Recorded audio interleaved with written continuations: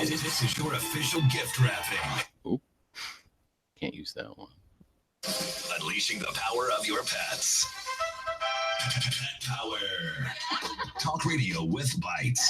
We're Pet Life Radio, the #1 pet radio network. Let's talk pets.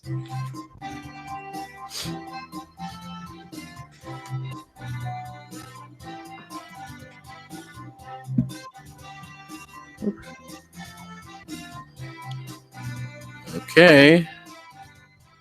And welcome. You're here live with Dr. Jeff Werber, your host for the next 30 minutes here on Pet Life Radio's Ask the Vets with Dr. Jeff.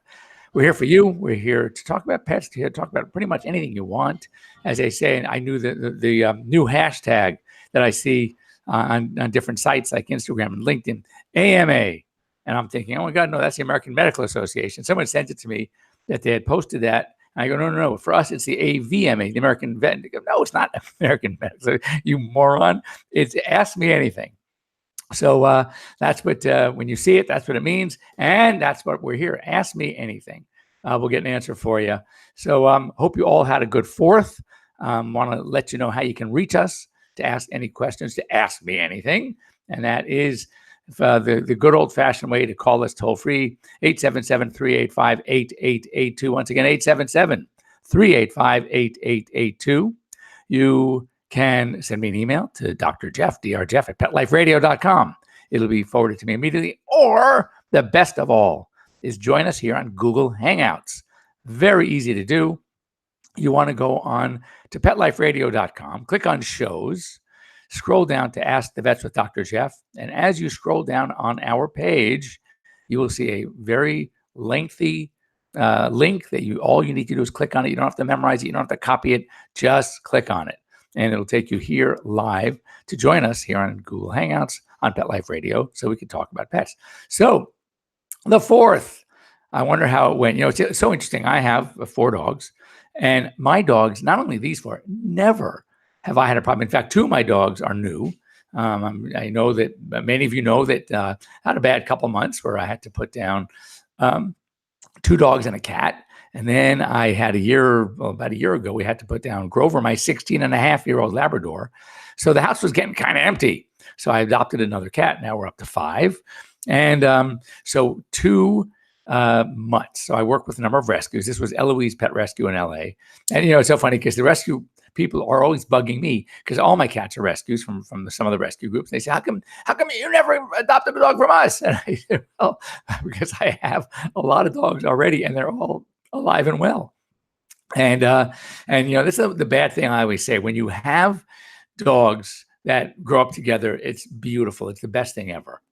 But as they age together. So I had a 16-year-old and 2 14-year-olds, which are pretty old. My Labrador at 16 and a half was amazing. My Labradoodle, 14, and my Frenchie, 14 and a half. So, you know, when the time comes, they seem to go kind of close to each other. And it's really sad, really sad. So 2 cute dogs we picked up. I'm going to bring him when we come to the second half. I'm going to bring one in. You got to see him. He is one of these dogs that was just so cute. He was so shy and nervous. He was picked up at a shelter. He was literally on death row. When you see this dog, you're going to say, oh my God, I can't believe that they were going to put this little guy to sleep. And he is just such a love, sleeps in the bed, on his back, upside down. He cuddles. He is, the only thing is he's a yapper, likes to bark. And he's got that high pitch bark, which kind of drives you nuts sometimes. And especially when you find out he's barking at nothing. So, you know, you look outside, there's no dogs, there's no delivery people, no mailman. He's just out there barking because he likes to bark. So I think he likes to hear himself talk. Anyway, some more info. We're going to save the one for last. And, you know, I like to peruse the news. Anyway, so if you had any issues with 4th of July, why don't you get a hold of us? 877-385-8882. Would like to talk about it. There are, you know, a lot of solutions. And one of them, probably one of the better ones, takes a long time to make happen. And that's the one that we would love to talk about at some point. Because it's not going to take a year until next year's 4th of July, but you want to give yourself several months. It's behavior modification. It is very effective. And it's almost like desensitizing, like when you take an allergy shot. Okay, it's not the first allergy shot's going to cure you, but it's going to help help the body develop its own mechanisms to fight the allergy.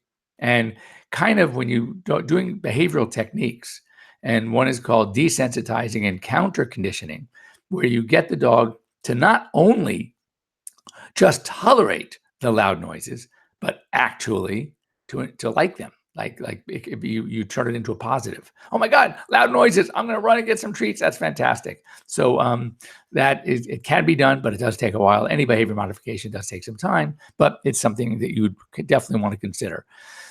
Speaking of like loud noises, anyone in the Los Angeles area, that we had an earthquake on July 4th. In fact, I was driving when the first one happened in the morning.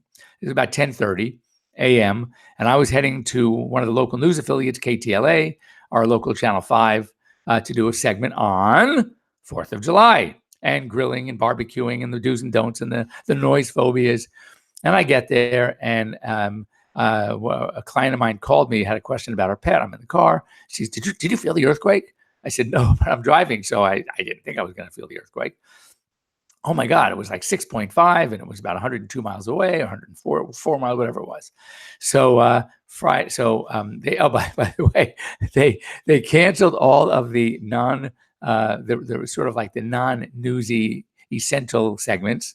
And unfortunately, mine fell into that category. So I missed that opportunity. But because I spent the whole day, it was crazy because it wasn't that terrible an earthquake. I mean, I think one store they showed 16 million times on just the same video of a store with stuff falling off the shelves. I mean, come on. I think it would have been more important to find out how to protect your pets. But anyway, that's coming from a veterinarian, so maybe I'm a bit skewed on my viewpoint on this. But whatever. It's not the first time I've been bumped. It's not going to be the last. I remember once I was bumped on a People magazine segment.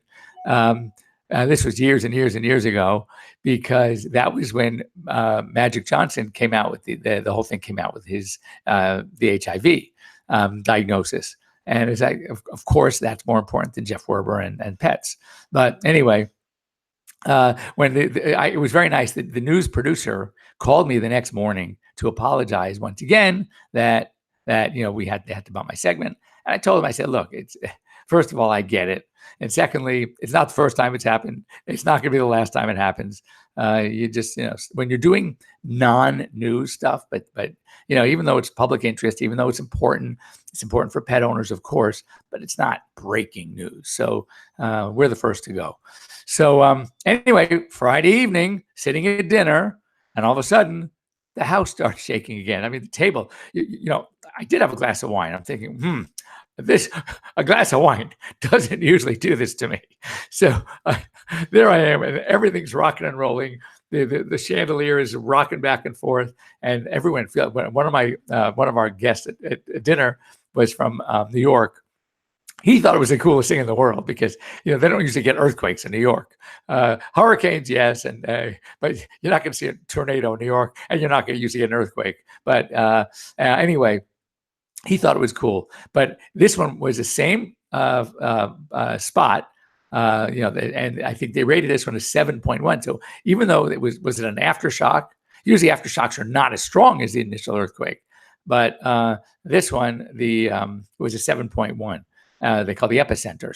So anyway, that's it was about 100 and something miles away. But I mean, for that house, and it was a long one. It was lasted 35, 40 seconds. And everything's rocking. I actually walked outside and you could just see just trees, and the pool was going nuts. It was just really crazy. Anyway, so when will I'm going to remind myself that we're going to start talking about some long-term permanent solution to noise phobias. But I hope your pets did well. I hope you did well. I hope that no pet escaped. And that's the kind of things we worry about on 4th of July. So there's a report that came out, which it didn't surprise me. I've known this forever, and there's a big movement in the veterinary world started by my good friend Marty Becker, Dr. Marty Becker, called Fear Free. And one of the things that it's been now showing the behaviors are now that behavior is a certified, recognized specialty amongst veterinarians. It's kind of like getting your PhD in psychology after your veterinary degree. So it's a double whammy. You got to do a residency. Is that when it comes to cats, less is more.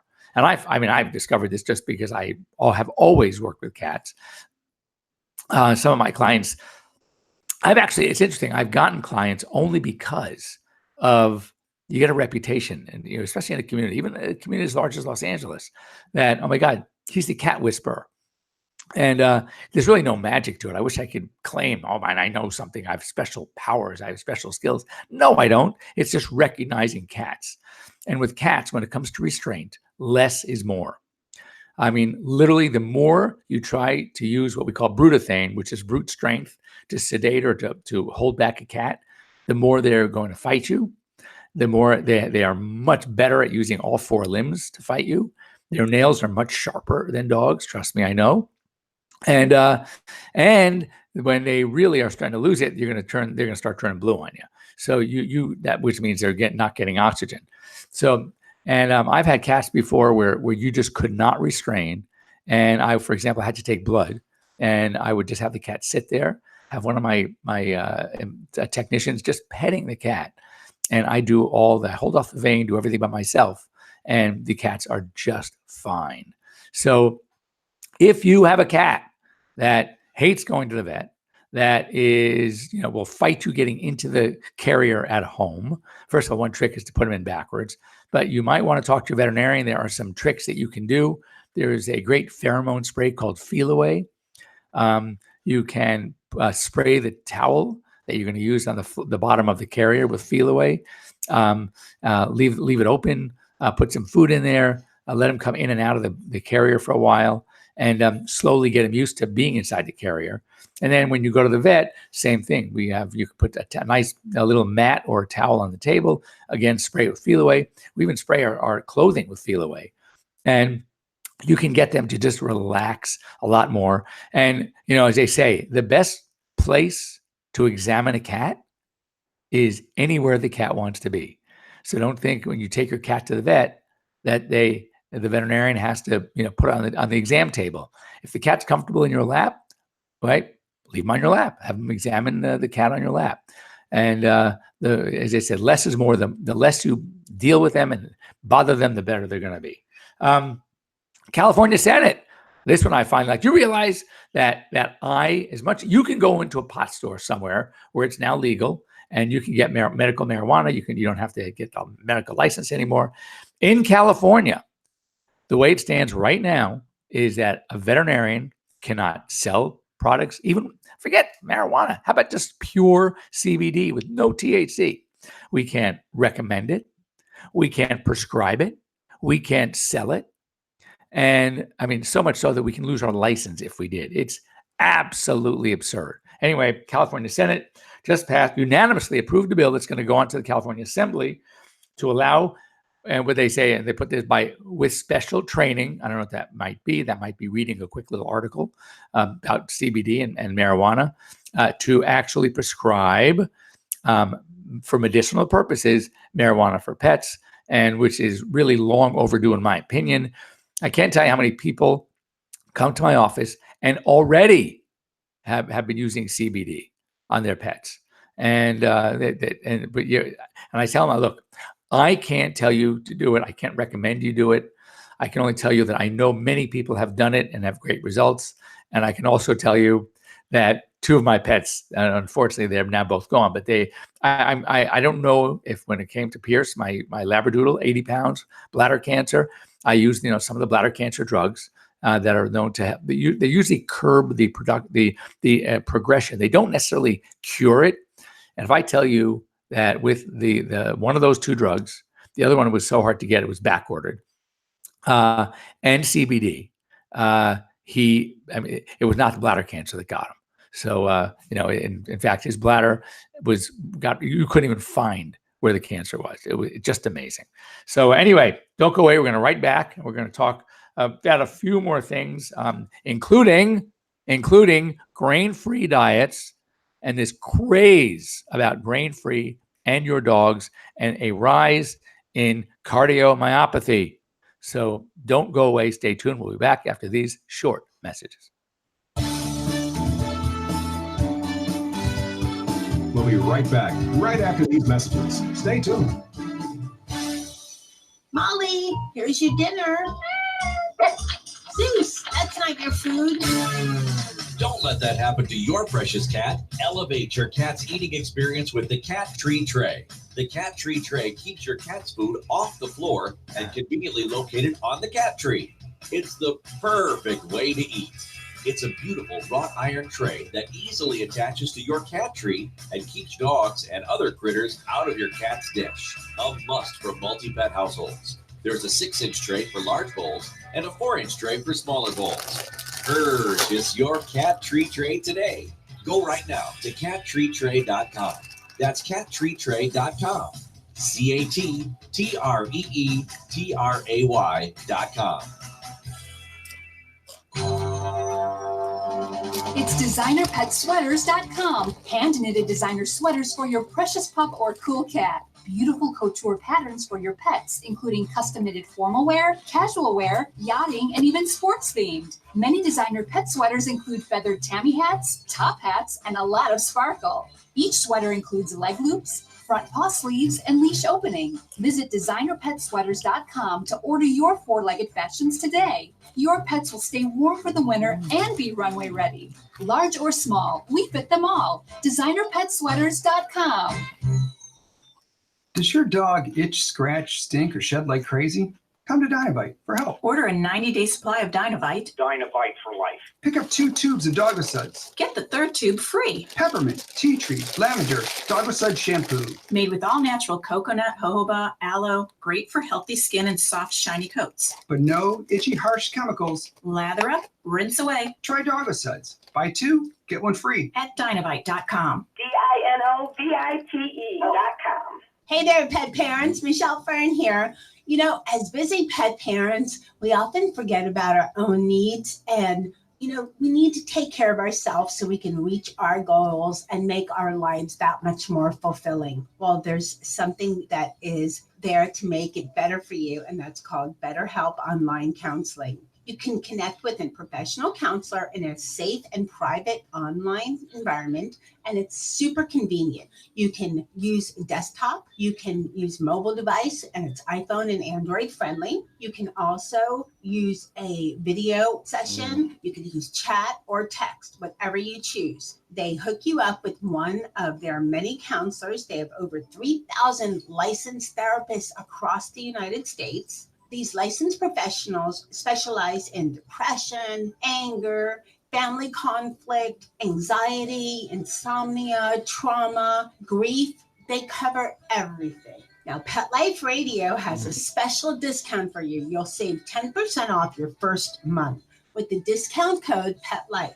Go ahead and connect with BetterHelp.com and start making your life even that much better. Begging to hear more of your favorite show?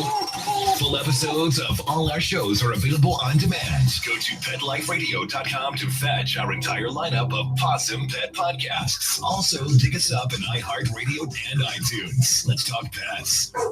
Live and on demand only from Pet Life Radio. Let's talk pets. Let's talk pets On Pet Life Radio. PetLife Radio. PetLifeRadio.com.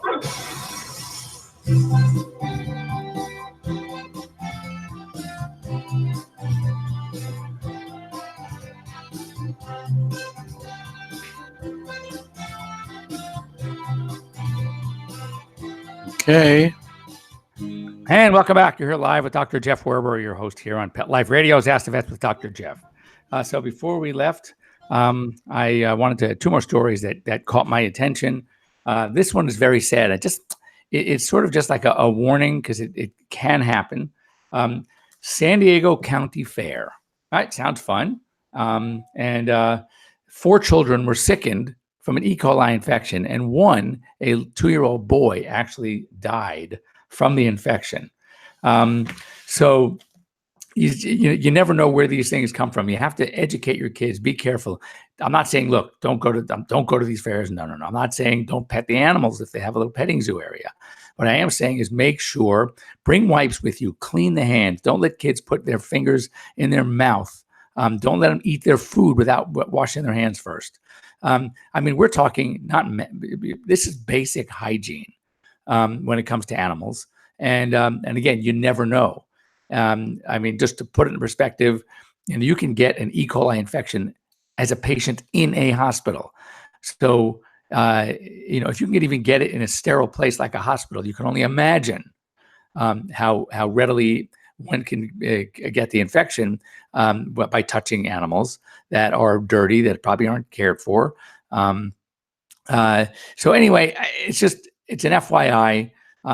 If you were to look at this as a statistic, as far as how many kids play with animals from petting zoos, all right, across the country on an annual basis, and you find out that one passes away from an E. coli infection, we don't know anything about this kid's immune system. There's so many, but regardless, it is very, very, very rare. It's like that story. I think I told you guys about this when it happened about half a year ago about the infection. It's a bacterium called Capnocytophaga.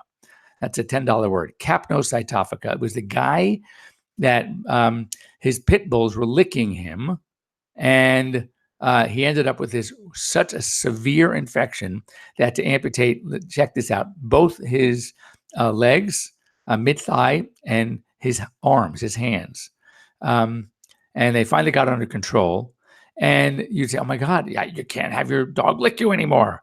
And you're talking to a guy, me, who often jokes I get more tongue than anybody I know.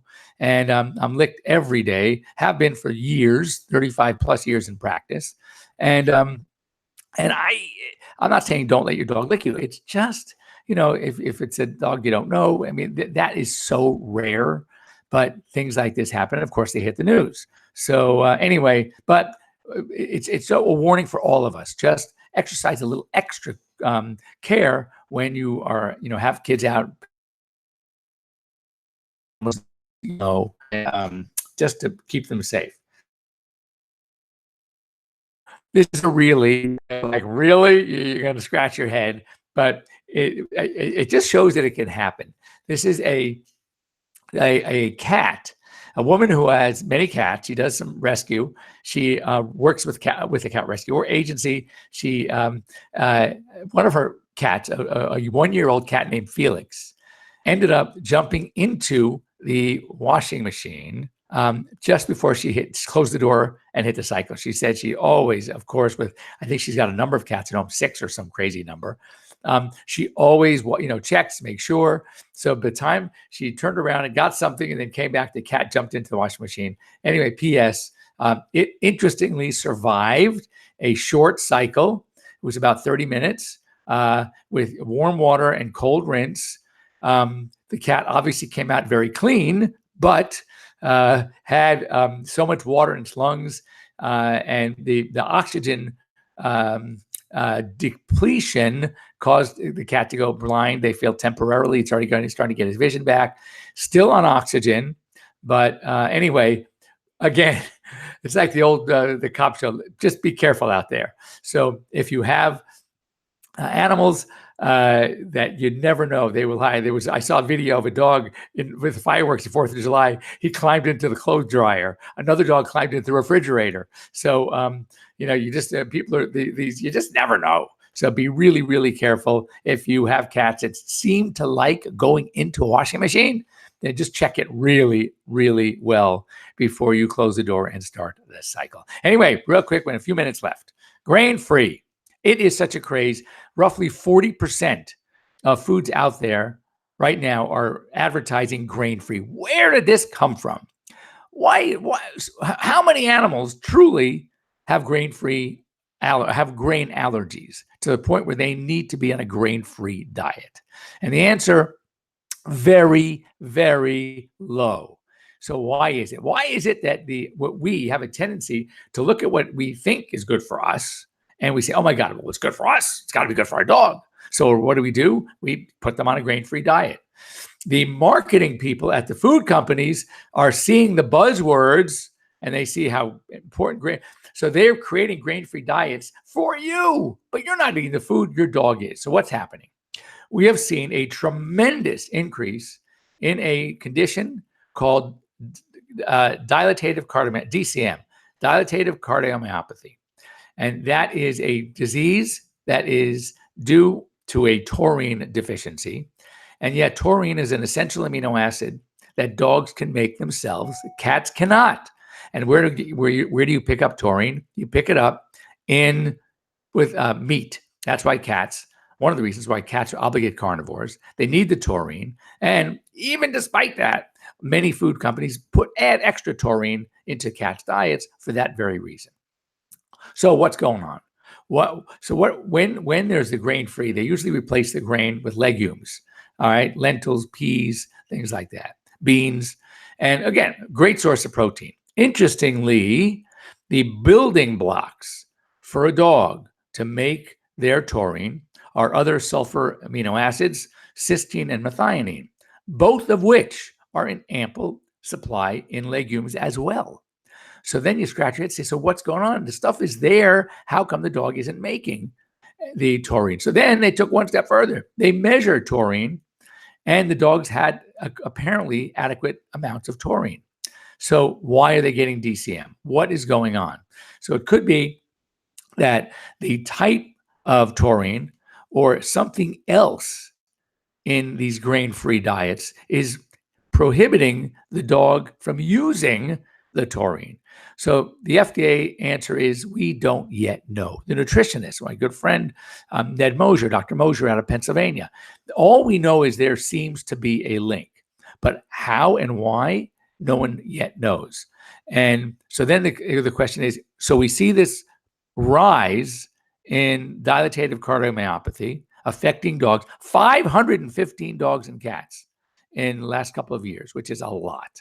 So now you say, okay, so what's the problem with the grain? And the answer, none, unless you can prove that your dog or cat, but don't forget cats, your dog has a grain allergy. Then it needs to be on some sort of grain-free diet, and then you would supplement with more meat or something, kind of like we do with cats. So anyway, keep this in mind.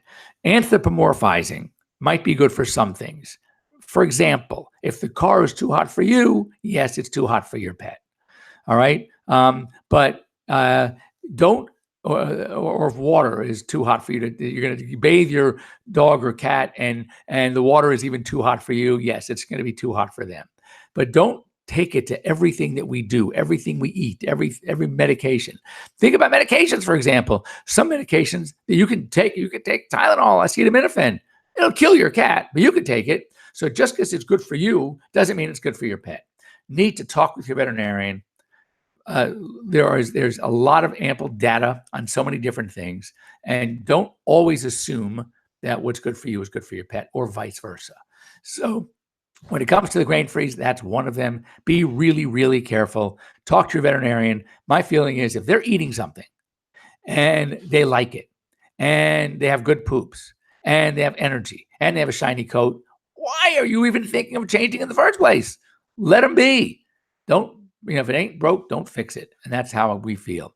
So check with the vet. Don't get sucked in by the call points on these products that really are meant for you and not for your pet. Anyway, I will be leaving on safari Tuesday evening, South Africa, Tanzania, gone for 3 weeks, and going to the American Veterinary Medical Association conference in Washington, D.C. after that. So send in your questions. If you have anything that's pressing, I will answer. I will have access to email, Dr. Jeff, drjeff at petliferadio.com. Otherwise, I will post pictures. So make sure you follow me on Instagram, on Facebook. Instagram is at Dr. Jeff Werber. You will see some really cool stuff as I download them. I'm going to do some posting as well. And look forward to seeing you back here when I'm back from my trips.